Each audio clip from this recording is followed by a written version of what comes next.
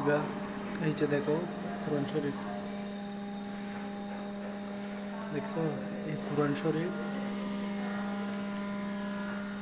হাতে নিয়ে বলতেছি আমার সাথে কারোর সাথে সম্পর্ক নাই এবং আমি কারোর সাথে সম্পর্ক করি না।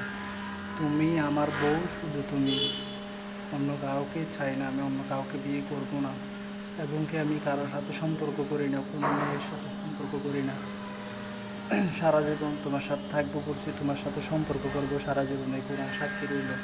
যদি তোমাকে কখনো ছেড়ে যায়, এই কোরআন আমার বিচার করবে কিয়ামতের দিন, হাসরের দিন। এর বাদে তুমি যে আমাকে বলো নাম্বারে কথা বলে এসে, আমি শুধু আমাদের কোম্পানির বাদে কোনো মেয়ের সাথে বা কারোর সাথে কথা বলি না। কোম্পানির মানুষ করলে এই কোরআন সাক্ষী রইল, আমি যদি কারোর সাথে কথা বলে থাকি কোনো মেয়ের সাথে, এই কোরআন আমার বিচার করবে কিয়ামতের দিন। ঠিক আছে?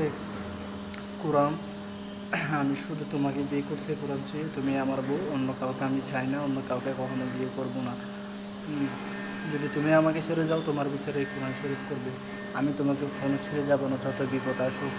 আল্লাহ আসো করে এই কোরআন সাক্ষী রইল, কোরআন ধরে বললাম শুধু তোমাকে চাই, কোনো মেয়েকে বিয়ে করবো না। আর আমি দ্বিতীয় কোনো ইমো চালাই না, ফেসবুকে বলো কোনো প্ল্যাটফর্মে আমি কোনো মেয়ের সাথে কথা বলি না, কোনো সিমে কথা বলি না।